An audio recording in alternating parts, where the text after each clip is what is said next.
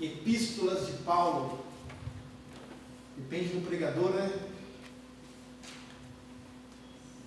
Cartas paulinas. Eu acredito, meus irmãos, que a gente vai ficar aqui de 2 a 3 meses agora, se aprofundando na história desse homem aqui, tá bom? No mínimo 2 meses, certeza. Nós vamos aprender muito, vou aprender com vocês também, porque investigando aqui a gente descobre muita coisa nova. E poderia ficar aqui o resto da minha vida estudando a vida do apóstolo Paulo. Jamais eu chegaria a aprender tudo, né? Muita informação que Paulo tem para nós. Por isso que o que eu vou orientar para vocês? Encontrou um capítulo ali, algum assunto diferente quando você lê, traz para nós, tá bom?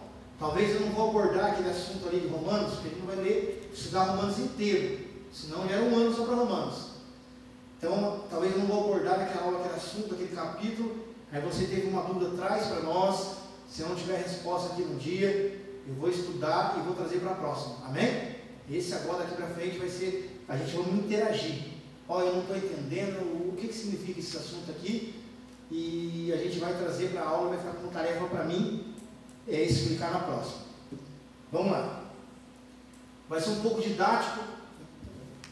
Depois eu vou falar para vocês que agora eu vou explicar, vai estar gravado, voltamos a gravar as aulas. Então é um pouco escrito, depois eu explico, você presta atenção. E aquilo que você não anotou aqui, você vai ver o vídeo depois para a gente ganhar tempo, tá bom? Mas você vai anotar aí. Paulo nasceu em Tarso.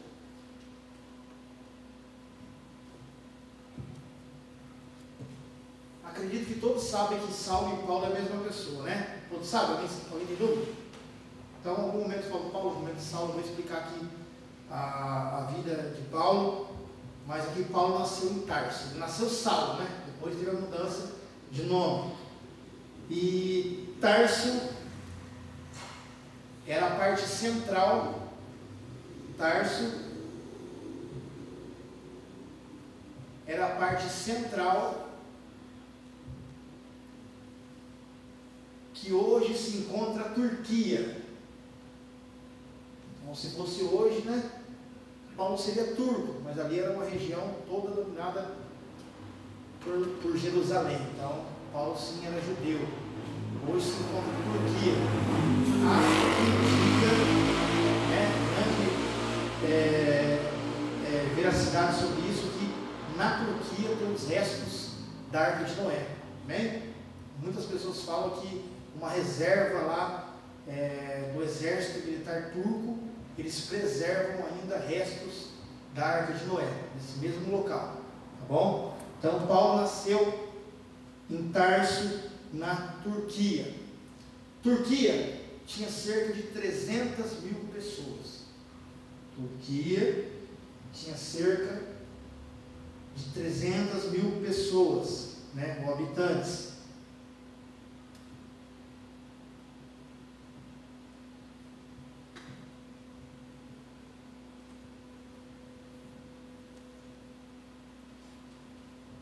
Agora eu vou explicar para vocês um pouquinho, prestem bem atenção, depois vocês vão anotar na casa de vocês.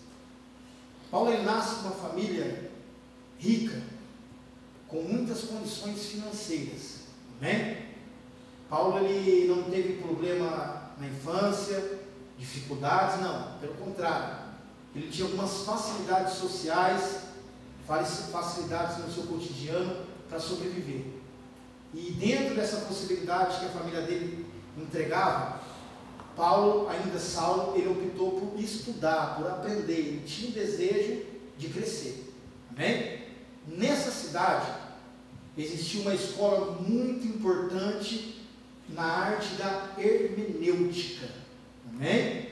Em Tarso tinha uma escola muito conhecida de hermenêutica. Escreve essa informação também. Quem lembra o que é hermenêutica? Oi? Pode falar algo. Isso é arte da interpretação. Então, provavelmente, Paulo ele estuda nessa escola. Historiadores atestam que ele passa por essa escola ainda na sua juventude.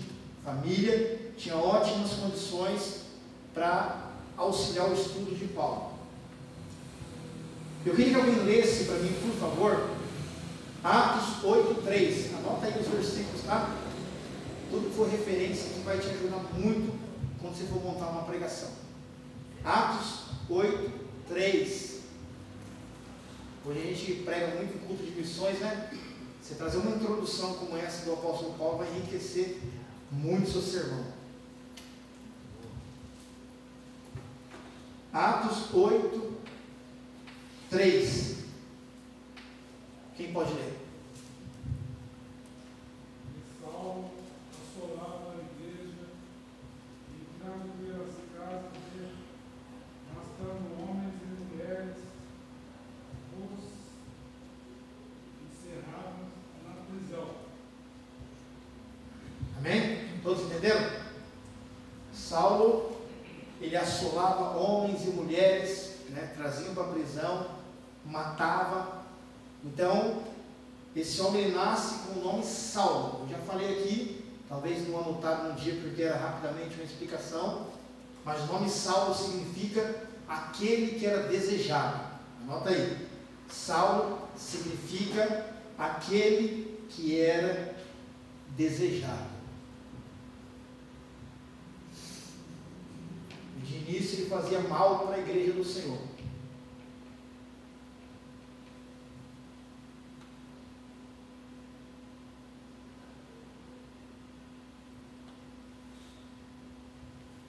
Alguém pode ler para mim em voz alta? Atos 23:6.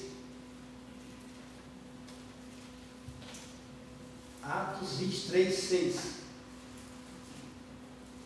Contudo, sabendo Paulo que uma parte do sinédrio se compunha de saduceus e outra de fariseus, bradou diante de todos: Irmãos, eu sou fariseu, filho de fariseus. Eis que estou sendo julgado por causa da minha esperança na ressurreição dos mortos. Amém? O próprio Saulo está dizendo aqui que ele é fariseu e filho de fariseu. Amém? Quem era um fariseu? Grupo de devotos da Torá. Fariseu é um grupo de devotos da Torá. Não é de estudiosos, é devotos. Amém? Eles só respeitavam a Torá. Fariseus, grupo de devotos à Torá. Surgiu no século II a.C. essa religião de fariseus. Então a gente entende aqui que Saulo é filho de fariseu, ele também é fariseu, então ele só respeita a Torá. Amém? Só respeita o Velho Testamento. Quem pode ler para mim Atos 16:37? Informações ainda de Saulo. Atos 16:37. Mas Paulo respondeu-lhes: Açoitaram-nos publicamente, sem sermos condenados, sendo cidadãos romanos, e nos lançaram na prisão. E agora, encobertamente, nos lançam fora? De modo nenhum será assim, mas venham eles mesmos e nos tirem. Amém? Amém. Aqui Paulo está lá na frente, né, sendo julgado, interrogado. Ele vai dizer que ele é um cidadão romano, mas ele nasceu em província romana, nasceu na Itália, Roma não, nasceu em Tarso, ele é judeu, mas ele vai adquirir cidadania romana. Nós vamos entender o porquê que ele tem a cidadania romana. Isso era um presente dado pelo governo. E segundo historiadores, um tempo lá atrás, o seu pai e moradores da sua cidade, eles ajudaram a expulsar piratas que adentravam naqueles locais para roubar. Então todas as famílias que ajudaram o governo romano, os soldados, a expulsar os piratas, eles foram contemplados com uma dupla cidadania. Então, o pai de Paulo, o pai de Saulo, ele vai ser contemplado, e uma vez que uma família fosse contemplada com cidadania romana, a sua descendência, a sua casa também receberia essa dupla cidadania. Amém? Isso evitou a morte precoce de Paulo. Se Paulo aqui nesse interrogatório não tivesse a cidadania romana, ele já seria morto nesse momento. Amém? Então, quando você ouvir falar que Saulo o Paulo tinha cidadania romana, você vai lembrar que os seus pais, né, ajudou a expulsar os piratas da cidade, então foram contemplados pelo governo. Você quer anotar aí rapidamente com poucas palavras? Depois você vai ver o vídeo.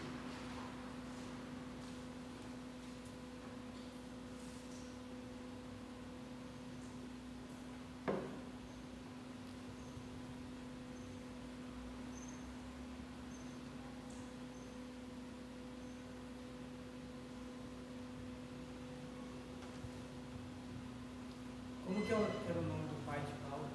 Eu não sei, eu não pesquisei. Você tem? Não pesquisei o nome dele, não. Ajudou a expulsar piratas da cidade. Qual cidade? Tarso, cidade dele.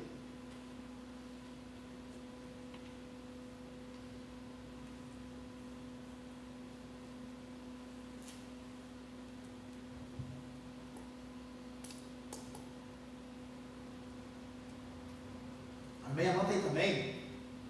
Paulo era da tribo de Benjamim. Tá bom? Ele vem da tribo de Benjamim.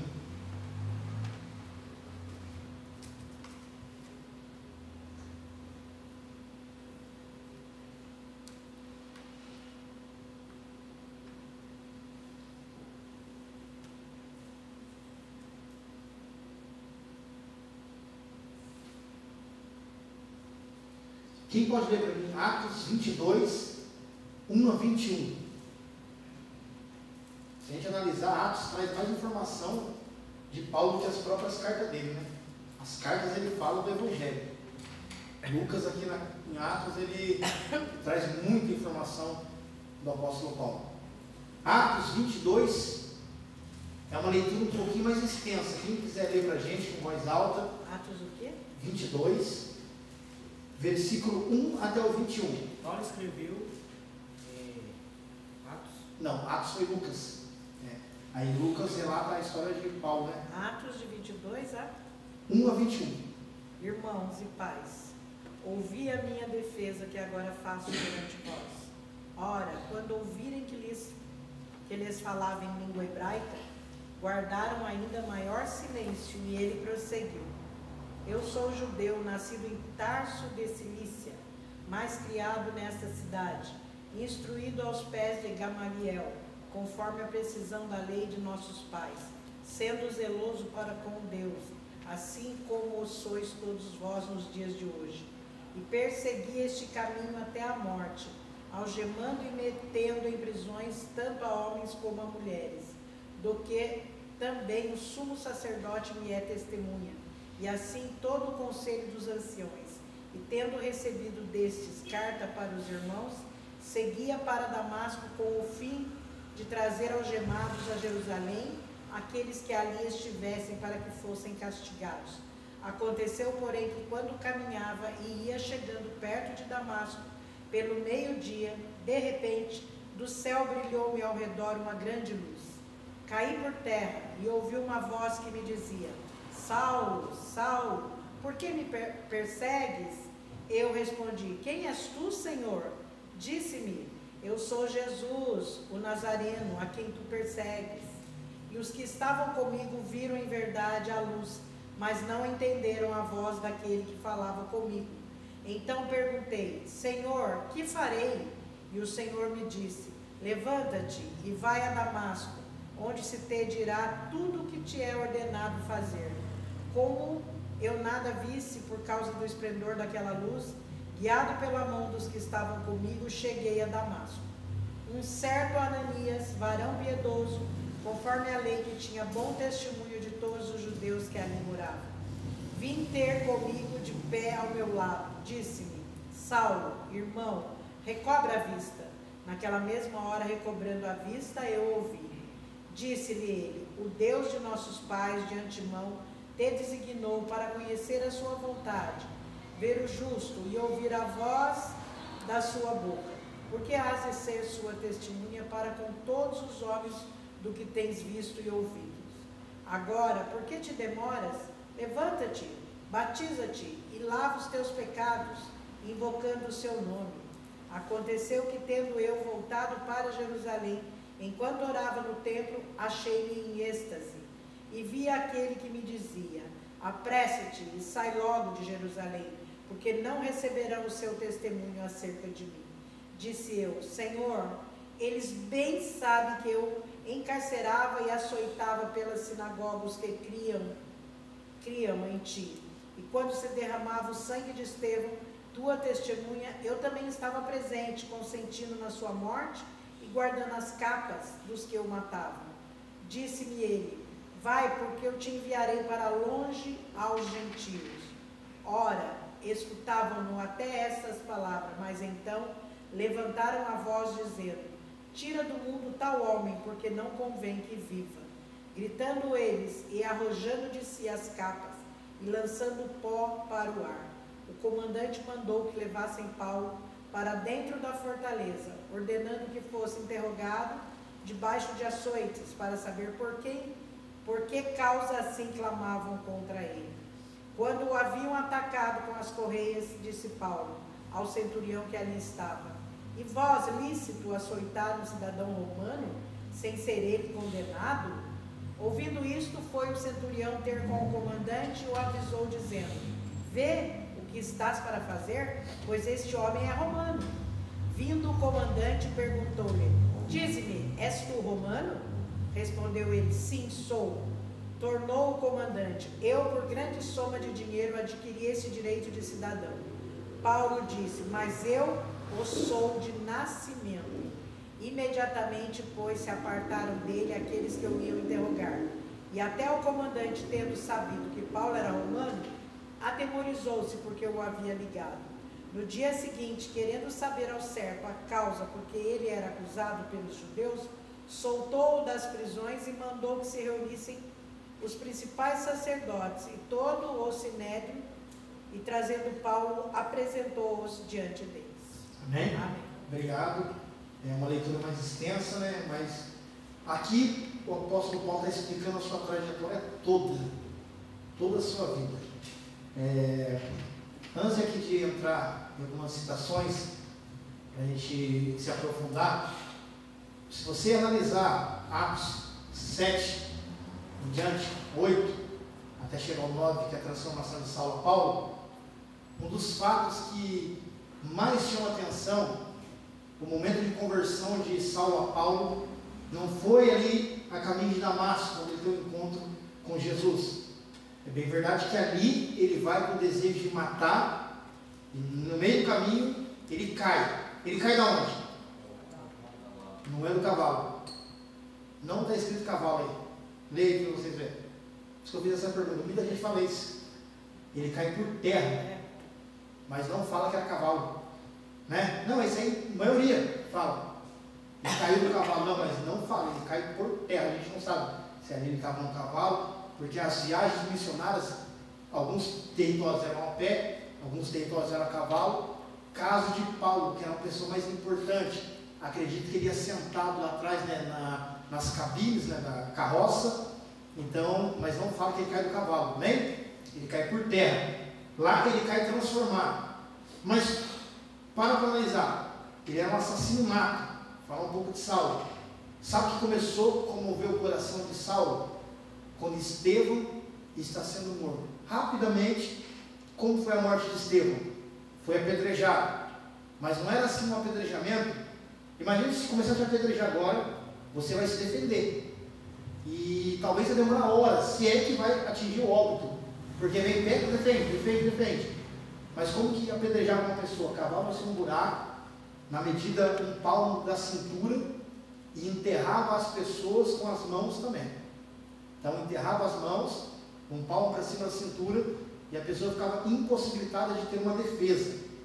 E quando Estevão está enterrado nessa posição, o próprio Paulo disse aqui nesse texto, que ele observou a morte de Estevão. Ele pegava as capas e retirava as capas dos mortos. E o que chama a atenção do apóstolo Paulo? Estevão olhar para o alto e repetir as mesmas palavras de Jesus na cruz. Ele contempla o céu aberto, ele vê Jesus de braços abertos, e ele vai dizer assim: Pai, perdoa, eles não sabem o que fazem. Isso, segundo historiadores, quebranta o coração de Paulo. Ali ele é quebrantado pelo ato de um homem fiel a Deus, que está pedindo perdão para as pessoas que matavam ele. Amém? Um ato simples para um homem que vai chamar a atenção de Paulo. Então ele já vai para matar, mas com o coração dividido. Jesus já tinha preparado ele no caminho. Ele vai vir com uma intenção de matar, mas o coração já está dividido. Então esse é o motivo que Atos 9, ele vai cair por terra já convertido a Jesus. Amém? Paz, pastor. Vamos lá. Quanto tempo após a morte de Jesus, a ressurreição dele que foi aos céus, que Saulo começa a perseguir? Tem? A gente pode ver pela primeira viagem missionária dele. Tem anotado aqui. No ano 46 a 48. Segundo os historiadores, ele fica 10 anos estudando aos pés de Barnabé. Então coloca lá o ano 26. Então, eu calculo mais ou menos uns 20 anos depois. Mais ou menos, 20 anos depois. Porque ele vai ali ser um líder da oposição primeiro. Né? Ele vai contra a igreja primeiro. Mas a gente bota esse dado melhor, tá? Precisar esse dado melhor aí para não ficar dúvida não. Então vamos lá. Algumas informações desse texto que o próprio apóstolo Paulo vai falar. Ele fala que ele chama atenção quando ele começa a falar em aramaico, em hebreu, né? Hebreu fala o texto? Hebraico. E aí, eu fui pesquisar um pouquinho na história, porque se ele fala em hebraico, ele é hebreu, normal ele falar em hebraico. Só que ele está dizendo que ele é cidadão romano. Nascido na Roma. Isso que dá ali uma divergência teológica. Já vi pessoas dizer assim que Paulo era romano, mas por isso que eu expliquei antes do texto. Ele é nascido como romano. Por quê? Porque o seu pai recebeu a dupla cidadania e toda a descendência seria cidadão romano. Então, quando ele nasceu, o pai já tinha essa identificação com Roma. Então, todo mundo que nascesse naquela casa teria dupla cidadania romana. Amém?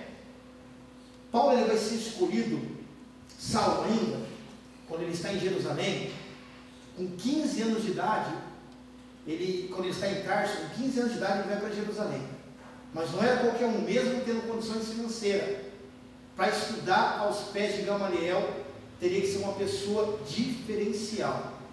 Amém? Para estudar aos pés desse teólogo, teria que ser uma pessoa diferencial. Anota aí. Gamaliel era neto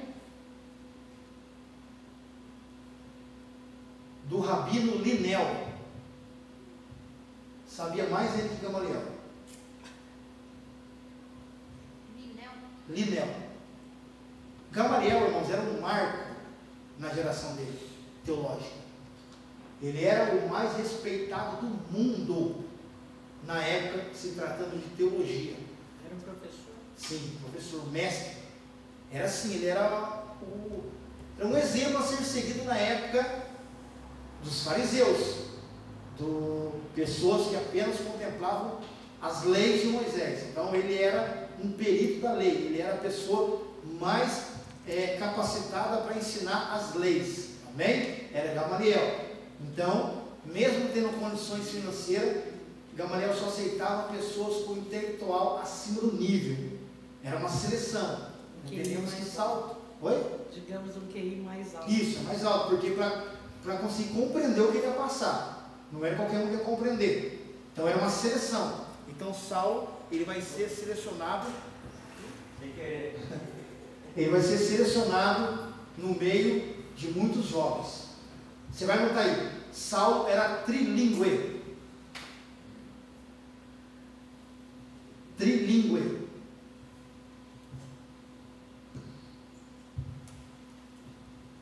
Falava, dominava, né? O hebraico, aramaico e o grego.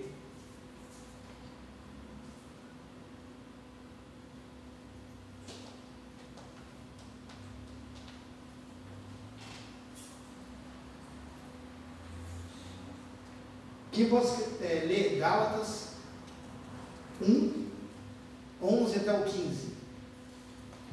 1, 11 até o 15.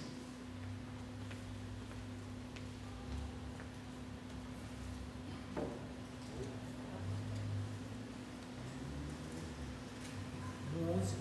Isso, 1, 11 até o 15. Mas faço-vos saber, irmãos, que o evangelho que por mim foi anunciado não é segundo os homens, porque não o recebi nem aprendi de homem algum, mas pela revelação de Jesus Cristo. Porque já ouvistes qual foi antigamente a minha conduta no judaísmo, como sobremaneira persegui a igreja de Deus e a assolava. E na minha nação excedia em judaísmo a muitos da minha idade, sendo extremamente zeloso das tradições de meus pais. Mas quando aprouve a Deus, que desde o ventre de minha mãe me separou e me chamou pela sua graça. Amém? Olha o que ele está dizendo aqui nesse texto. Toda a sabedoria, né? O lado intelectual dele avançado. Ele ficou 5 anos, anota aí, ele ficou 5 anos aos pés de Gamaliel. É uma faculdade, né? Ele não fez um curso preparatório, ele fez uma faculdade. 5 anos se formou com Gamaliel. Então ele era uma pessoa muito respeitada quando se forma com Gamaliel.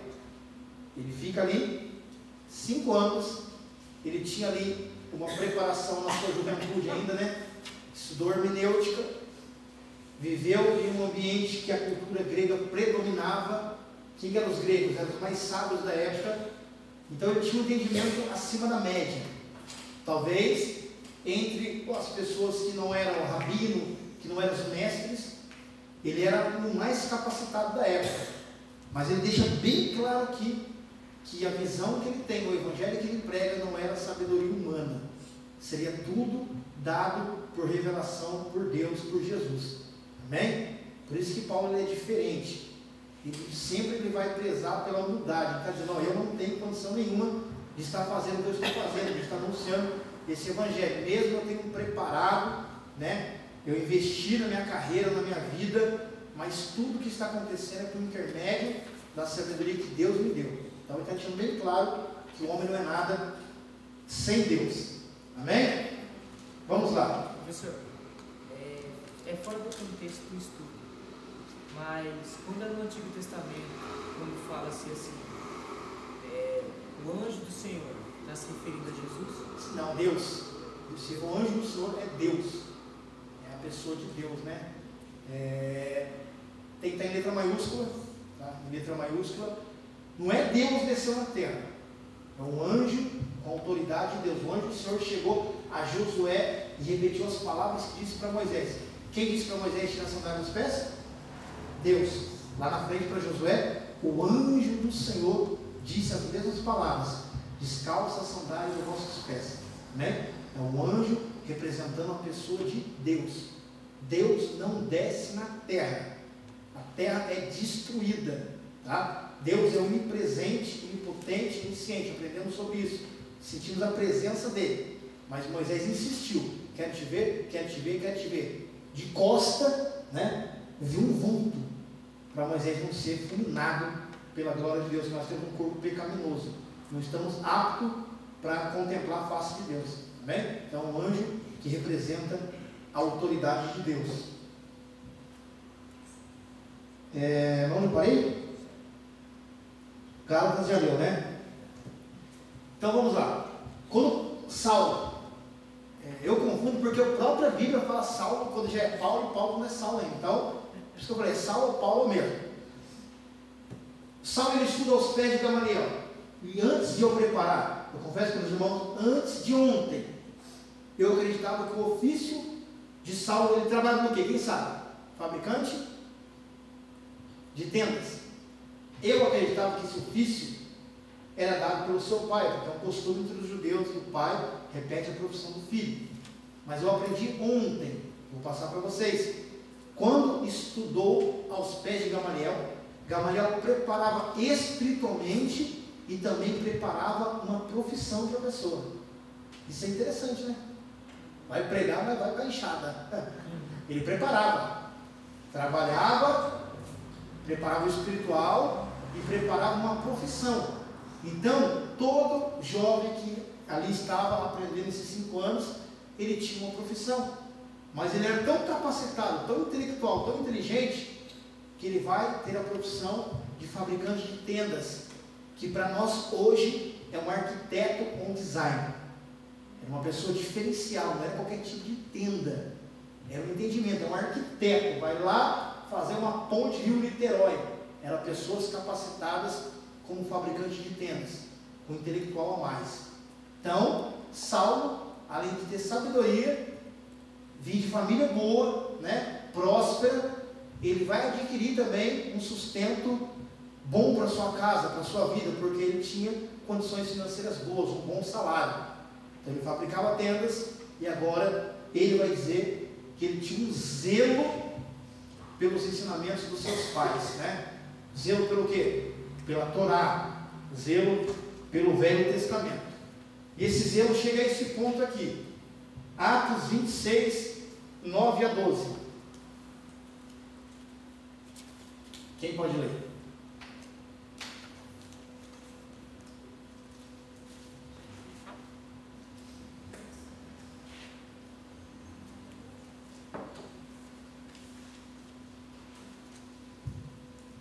Eu, na verdade, cuidara que devia praticar muitas coisas contra o nome de Jesus o Nazareno, o que com efeito fiz em Jerusalém, pois havendo recebido a autoridade dos principais sacerdotes, não somente encerrei muitos dos santos em prisões, como também dei o meu voto contra eles quando os matava. E castigando-os muitas vezes por todas as sinagogas, obrigava-os a blasfemar, e enfurecido cada vez mais contra eles, perseguia-os até nas cidades estrangeiras. Indo com este encargo a Damasco, munido de poder e comissão dos principais sacerdotes. Até que número? 12, cadê já? Amém? Amém. O que acontece? Quando Jesus ele morre, né, ali pelo momento o inferno está, né, uma falsa festa. Satanás não é bobo. Ele sabia que a morte de Jesus era a vitória para a igreja. Eles começam a comemorar, dizendo que venceram Jesus. Roma comemora. Mas, quando Jesus ressuscita, eles pagam ali os soldados para dizer que o corpo foi roubado, a fim que a igreja não acreditasse na ressurreição. Porém, a igreja acreditou mais ainda nas revelações, nos sinais que Jesus deixou durante 40 dias após a morte. Ainda não tinha sido levado ao Pai. Em espírito, ele dá alguns sinais a pessoas específicas, garantindo a sua ressurreição. Isso foi propagado em Jerusalém. Todos, ali a maioria que ouviu, acreditou. Agora Roma, com medo de perder o controle, que a igreja está crescendo, eles criam uma oposição a esse cristianismo. E precisam de um líder. E começa a seleção. Precisamos de uma pessoa com autoridade, uma pessoa com entendimento, uma pessoa que foi criada ali dentro de uma cultura de sabedoria, cultura grega. E quem que vai ser acionado? Saulo. Então ele não era um perseguidor, ele era líder da oposição ao cristianismo, líder de um grupo que seria levantado para destruir a igreja.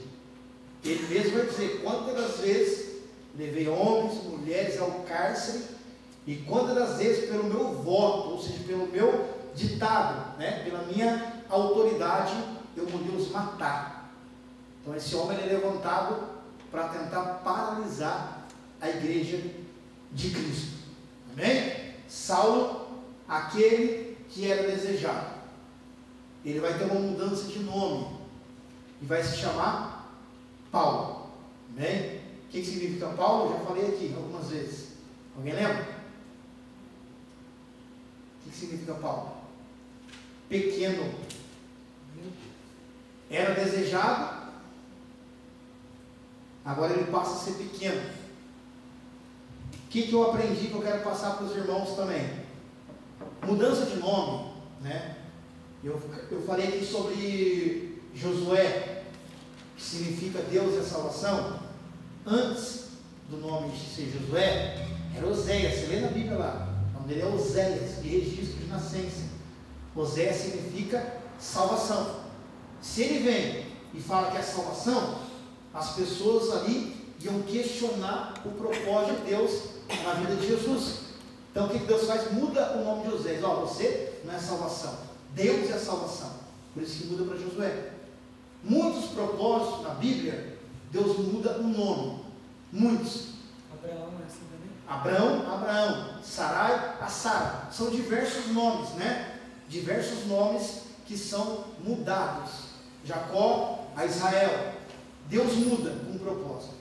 Todavia, existe um costume entre os judeus que quando a pessoa quer ter uma mudança de vida, ela também vai entender a necessidade de uma mudança de nome. Você, lendo Atos, você vê assim, de repente está falando Saulo, Saulo, Saulo, de repente Lucas fala Paulo.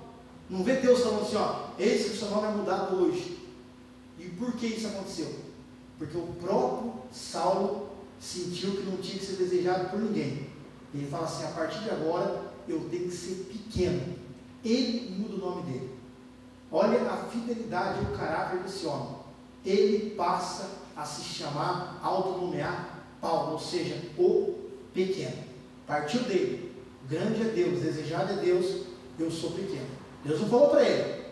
Deus conhece o coração, conhece o caráter dele. Ele poderia ser como Saulo, pregando e as pessoas dizendo, ele é desejado, eu quero ser que nem ele. Ele falou, não, quem vai crescer vai ser Deus. A partir de agora, eu sou Paulo, o pequeno. Lições. Eu já vi alguns pregadores dizendo que Paulo ele tinha uma estatura pequena, era pequenino. É devido ao significado do nome dele ou realmente ele era pequeno de estatura? Isso daí muitas pessoas falam que ele era pequeno de estatura sim, né? Não tinha estatura muito alta, mas não porque a maioria das pessoas que são baixas não gostam de chamar de baixinho, não é assim? Então já, se fosse assim antes, ele aceitaria essa ideia. Mas não, aqui é certeza absoluta que é mudado o nome no espiritual. Tem que ser pequeno mesmo, mediante a Deus. Mas grande parte dos teólogos dizem que ele tinha estatura menor mesmo. Mas a mudança não. A mudança ali é para ser pequeno porque algumas pessoas iam querer idolatrar Paulo. Então vamos lá. Isso é uma apresentação da vida dele. Se nós pegarmos, hoje vamos estudar a biografia do apóstolo Paulo. 1 ano.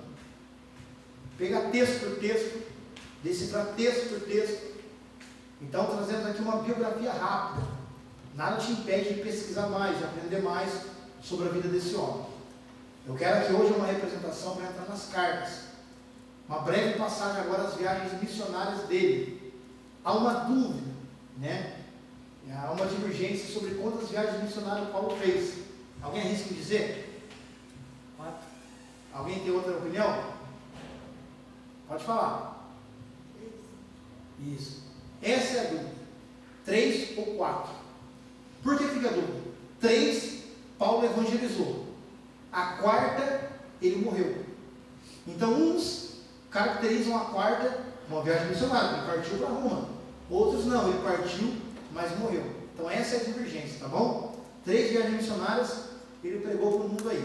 Na 4, ele foi para Roma, com certeza pregou lá, mas alguns não caracterizam como uma viagem missionária. Então, se viu um pregador, Paulo teve 4.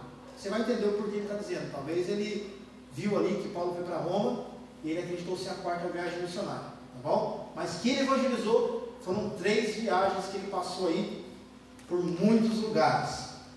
Primeira viagem missionária. Você vai anotar aí. Entre os anos 46 a 48.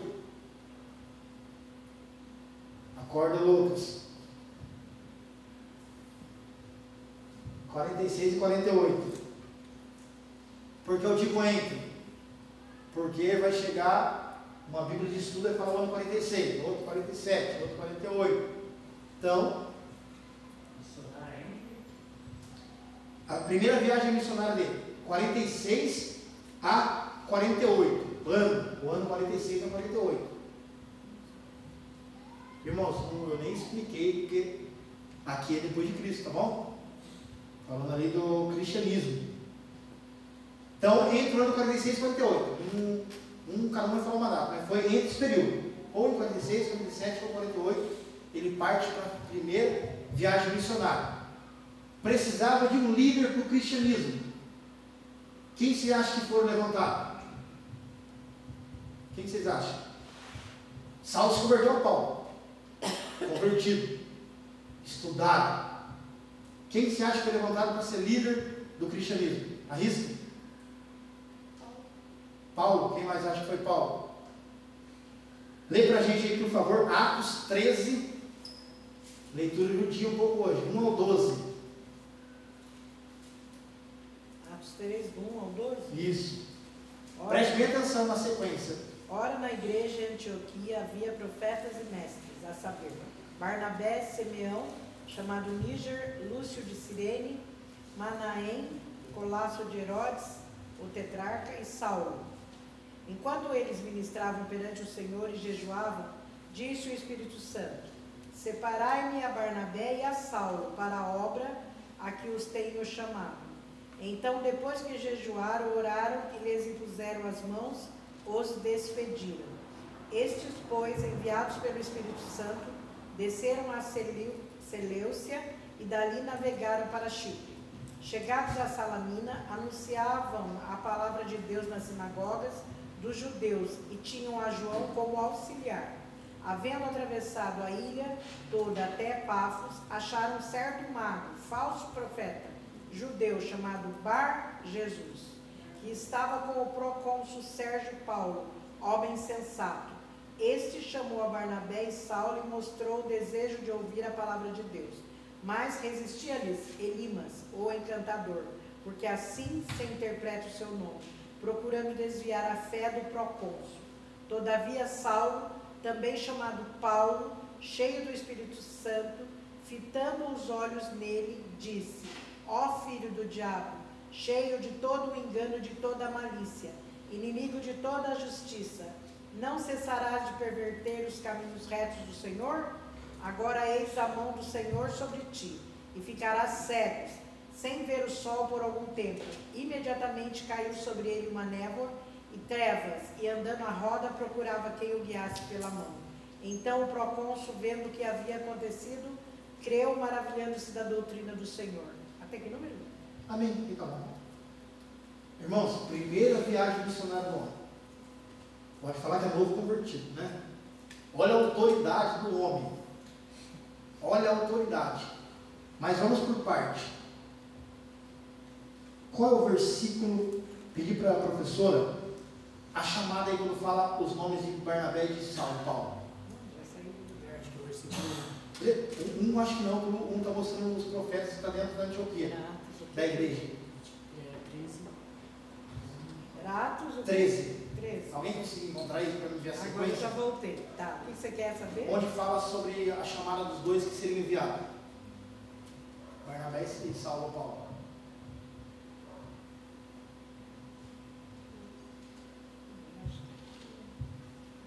Aqui, separai-me a Barnabé e a Saulo, Isso. para a obra a que os tenho chamado. Separar aqui Barnabé E a Saulo. e a Saulo. Aqui é uma sequência exata. Barnabé seria o líder. Paulo seria o servo. Agora imagina o camarada sendo líder por onde passou. Estudou com Gamaliel. É o mais intelectual da geração dele ali, com certeza tinha mais entendimento que Barnabé. Ele se converte, precisa de um líder. Dentro da Antioquia, a Bíblia diz que tinha ali pessoas capacitadas. O Espírito de Deus fala: separai a Barnabé, o primeiro, e depois separai a Saulo, a Paulo. Então Paulo ele entra em cena, sendo coadjuvante, sendo um auxiliar de Barnabé. Aqui fica um aprendizado muito grande. Amém? Não é sempre ser o primeiro, é estar fazendo parte da obra. A linhagem ali, o propósito, não é eu sou o líder, eu sou o presidente, não. Ele aceitou a ideia de estar fazendo parte da obra. Isso foi fundamental na carreira dele, depois teve a sua sequência no ministério de Jesus. Aceitou ser servo, aceitou aprender. E há quem diga que esse aprendizado passou 10 anos aprendendo com Barnabé. O que era o efeito da graça, o que era o evangelho. O que eu aprendo? Ninguém será capacitado o suficiente para não precisar sentar para aprender. Eu sou perito nas leis. mas eu conheço os livros românticos, eu entendo que é o Salmo, Cânticos.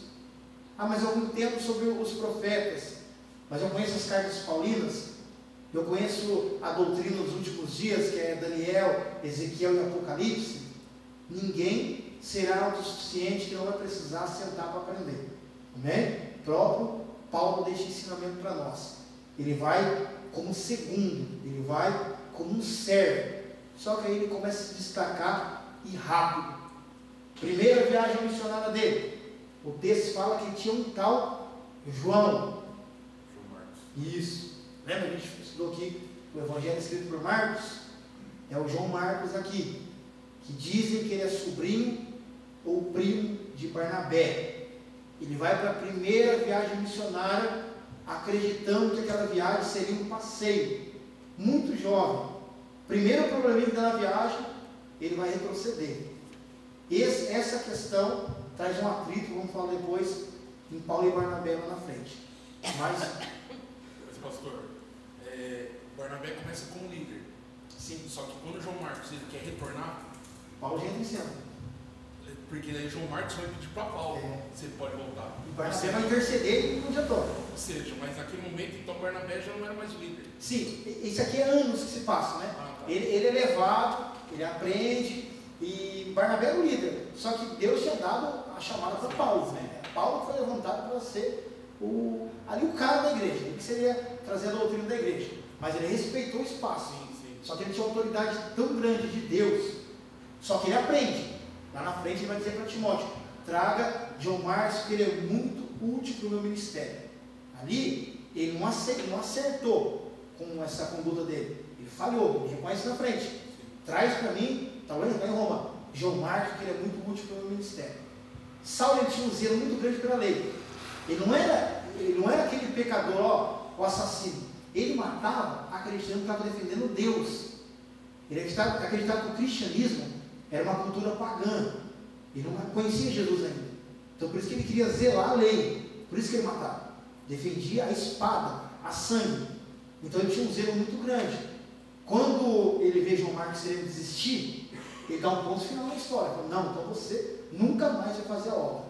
Aí eu já expliquei lá no Evangelho que ele volta com Barnabé, ele é apresentado a Pedro, ele vira um intérprete de Pedro, um copista de Pedro, e através das pesquisas dele, através dos comentários de Pedro, ele escreve o Evangelho que dá o seu nome, Evangelho de Marcos. Amém? Então, primeiro probleminha que acontece, o que Paulo faz? Elimina os camaradas, manda ele embora. Ele vai aprendendo na história dele, não era perfeito, né? Elimina os camaradas, expulsa ele da igreja.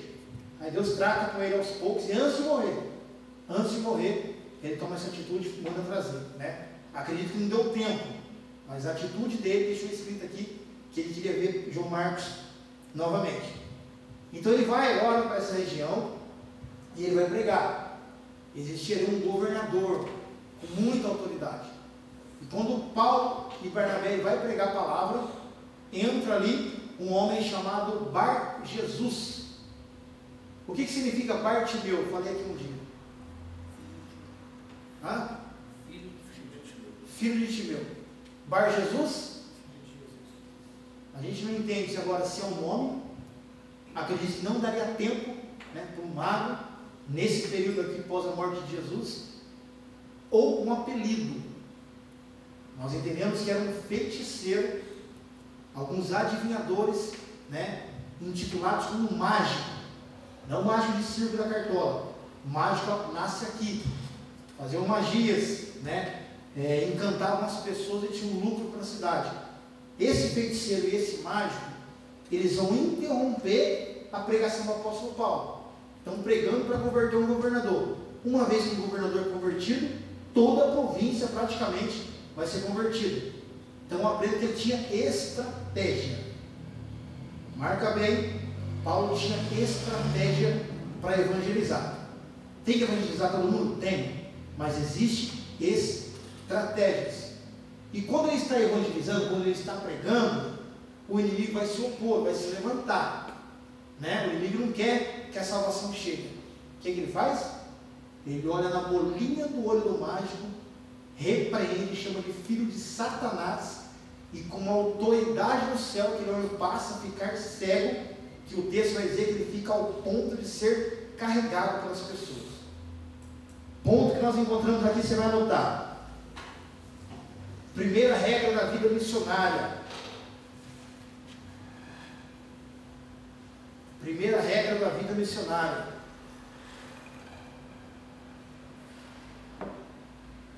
Autoridade.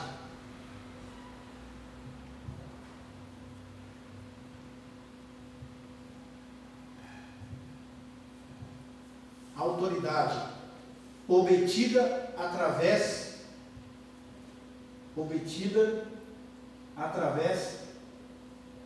do Espírito Santo.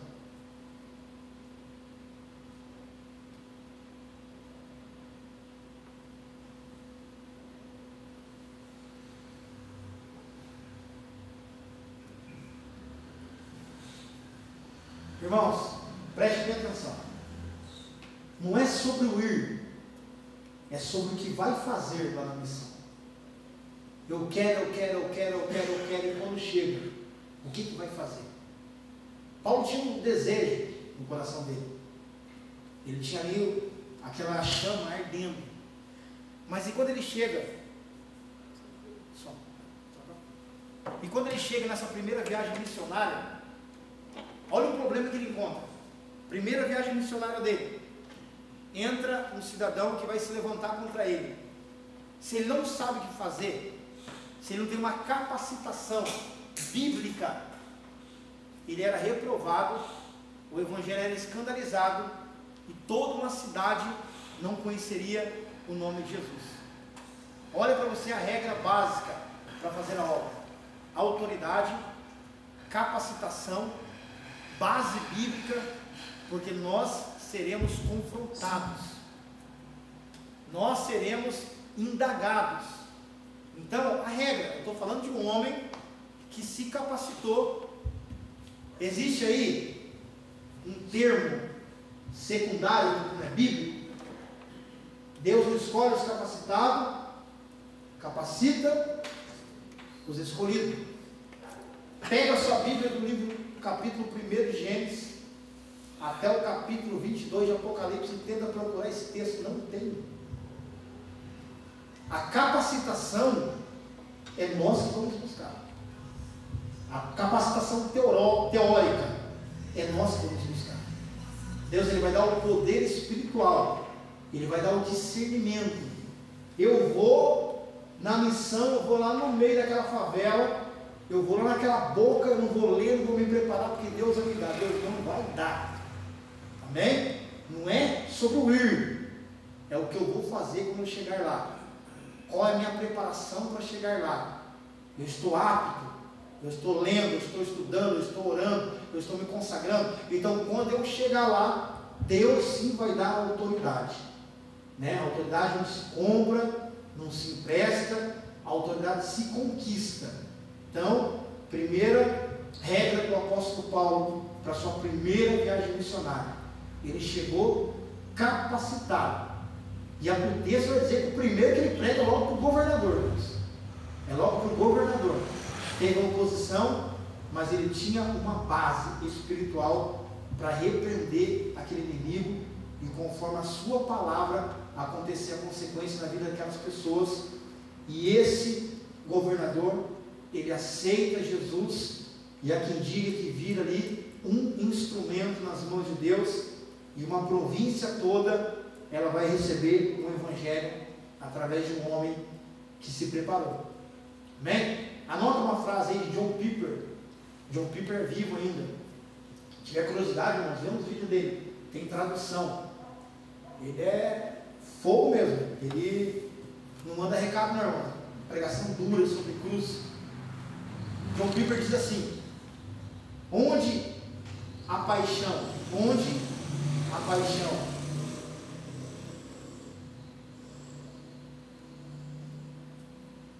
é fraca por Deus,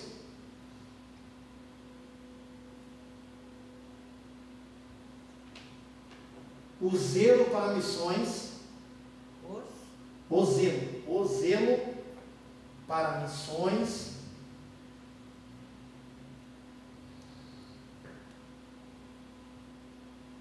também estará fraco. Ele usa essa palavra paixão, né? Quem sou eu para corrigir John Piper? Mas nós podemos dizer amor, né? Talvez quem traduziu no português, né, não consiga reconhecer essa falha aqui, mas o amor que nós temos pela obra de Deus será a consequência do zelo nosso pela missão. Então, quando você for enviado, a palavra missão significa enviado ou transmitido, tá bom? Quando você for enviado, o zelo que nós temos aqui pela obra será a consequência do resultado que vai ter na missão. O que nós temos que, não adianta eu ir hoje lá para a África, assim, a partir de hoje eu vou ler, eu vou me consagrar, a partir de hoje eu quero ser um missionário, já está lá no meio já. Então não, é a consequência do que nós vamos plantando aqui. Porque tem situações que não dá nem tempo. Eu já expliquei para vocês um dia aqui, da gente na favela no Rio, rápido, eu expliquei para vocês. O pastor pregou aqui e falou assim, um do meio de nós vai ter que usar maior que está em mim, que está em vós. Falou assim, peguei aquela palavra, a gente no meio da favela, na cidade de Deus, manifesta uma pessoa endemoniada, do lado do tráfico, cheio de gente de fuzil. Quando eu chego perto dele, ele endiabrado, ameaça de me bater, e eu falo, eu vou apanhar, vou passar vergonha, vou reagir, o que eu vou fazer? E de repente Deus me lembrou, diga, maior que está em mim, que está em vós. Ele caiu por terra, de joelho, chorando. Então tem momento, irmãos, que não dá tempo. Agora eu vou ler a palavra, peraí, meu irmão, não dá tempo. Então o amor que você tem por Deus, pela obra de Deus, vai ser a representação, a consequência da sua obra missionária. Ah, mas eu não quero pegar um avião para fazer missão. Ezequiel era profeta, era missionário da própria pátria, tá bom? Missionário da igreja, missionário da sua rua, do seu trabalho, mas será a consequência do seu zelo e do seu amor por Deus, será o resultado da sua obra missionária. Então Paulo tinha um zelo por Deus, descobriu a pessoa de Jesus, aprendeu sobre a graça, sobre o Evangelho, automaticamente teve o zelo por Jesus, e agora ele vai para a missão. Então, era algo fácil para Paulo, era algo que ele vivia, ele defendia, não é governador, é feiticeiro, quem é você? Filho de Satanás. Fala assim, ele está preocupado, eu vou fazer magia para morrer, vai mandar prender. Ele não estava preocupado, porque ele tinha autoridade no céu. A consequência da vida dele seria ali determinada por Deus, não por Satanás. Ele sabia disso. O que vai acontecer na minha vida missionária é Deus que vai escrever a minha história. O diabo não vai interferir. Pode até ser usado por permissão de Deus, mas ele não vai mudar a minha trajetória. Então essa era a autoridade que ele tinha. Amém? Vamos lá. Agora voa. Vou eliminar a primeira viagem missionária hoje. Pode passar aí 3 meses, irmão, não é 2 não, para falar de Paulo.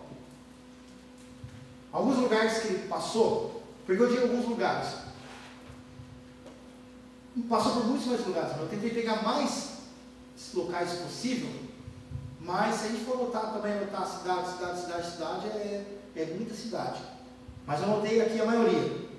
Na primeira viagem missionária, tá bom? Passou por Chipre,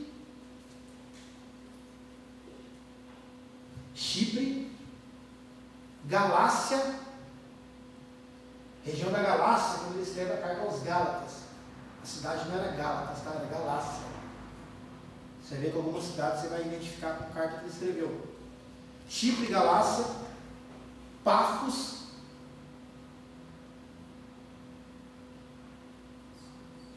Pergue,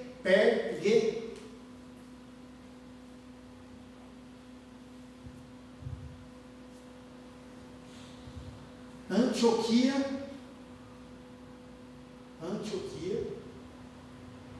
da Pisídia, Pemudo, Pisídia, P-S-I-D-I-A,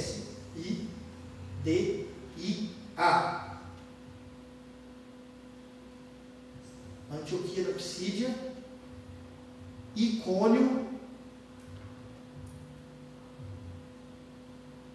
Elistra, só uma cidade bem conhecida, né?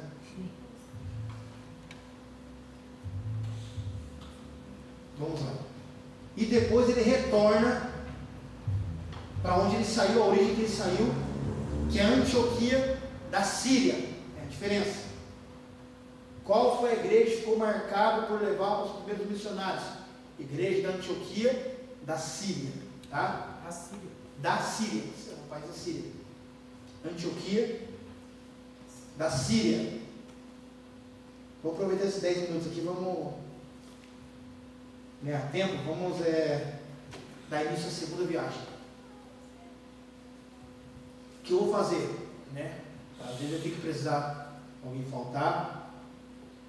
Não vou recapitular para quem não veio, porque vai perder tempo quem veio, né? Vai estar um vídeo aí. Eu vou iniciar aqui a segunda viagem missionária e o ponto que eu parei, eu continuo semana que vem, assim será. Amém? Respeito a todos que vieram, também para a gente não perder tempo. Se eu recapitular aqui, imagina, a aula voa, muito rápido, o tempo passa muito rápido, tá bom? Vamos lá, segunda viagem missionária. Ah, você falou tudo da primeira viagem missionária? Não, tá? É um momento introdutório. Se quiser pesquisar mais, eu tenho certeza absoluta que você vai aprender muito mais. Mas o nosso foco nessa matéria é as cartas paulinas. Então, estou dando uma introdução por onde ele passou. Depois nós vamos ter mais facilidade de entender o motivo que ele escreveu as cartas. Segunda viagem missionária. Entre 49 e 52 depois de Cristo. Há quem diga que foi um ano após a primeira, mas coloca essa informação aí. Entre 49 e 52 depois de Cristo. Quem pode ler para mim Atos 15, 36 a 41?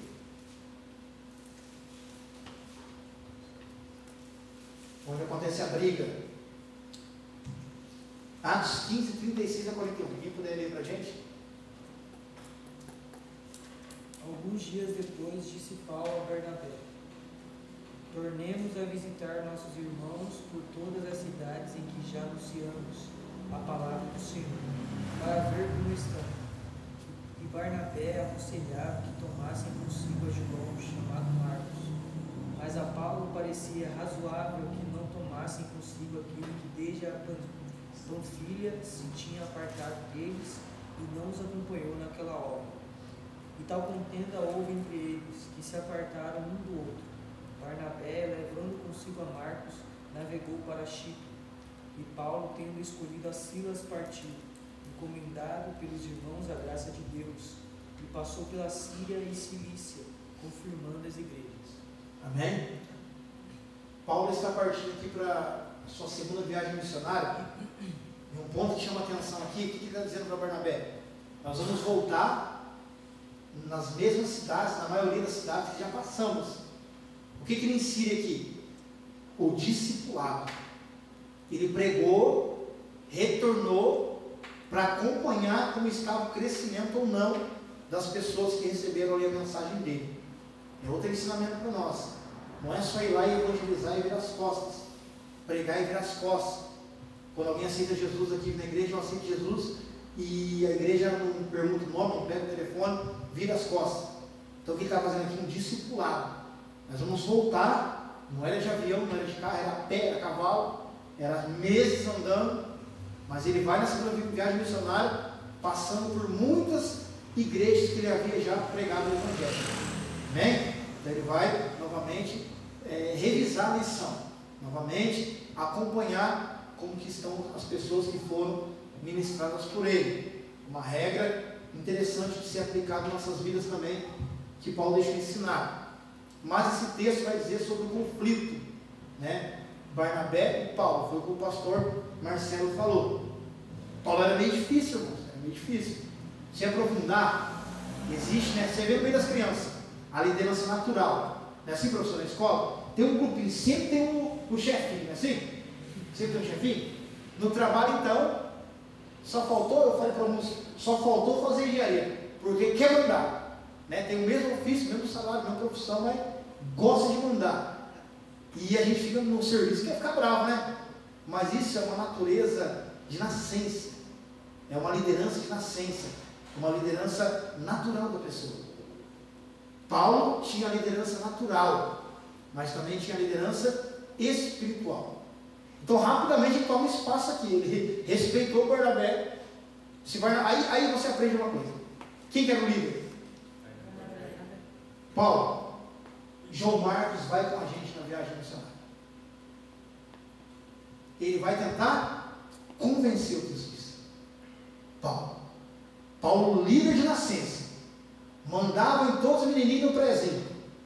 Tentou mandar até em Gamaliel às vezes. Recebe uma autoridade do céu, revelação do céu. Aí ele entrou em cena. Aí, propósito, Deus conhecia o coração dele. Aí ele já chega para lá em Barnabé e para Barnabé. Então não dá para continuar. Você quer ficar com ele? Então volta com ele. Tá? Ele aprendeu mediante a sua carreira. Foi um ato dele, talvez, de gratidão? Talvez faltou gratidão ali. Mas era propósito. Deus conhecia quem te levantava. Deus sabia que talvez Barnabé não ia chegar até longe. O nome Barnabé significa apaziguador. E tinha hora que não era para apaziguar. Imagina ali o demônio dizendo: você não vai pregar, Barnabé? Não. Tinha hora que era para deixar Paulo atuar. Então, Barnabé sai de cena e fica agora apóstolo Paulo e vai levantar Silas, né? Atos 16, famoso Paulo e Silas na prisão. Então, levanta-se Silas. Barnabé volta para Chipre, volta com seu sobrinho João Marcos e continua ali a sua vida ministerial. Vou parar por aqui. Então, alguém puder me lembrar na próxima aula, nós paramos aqui na escolha de Silas, tá bom?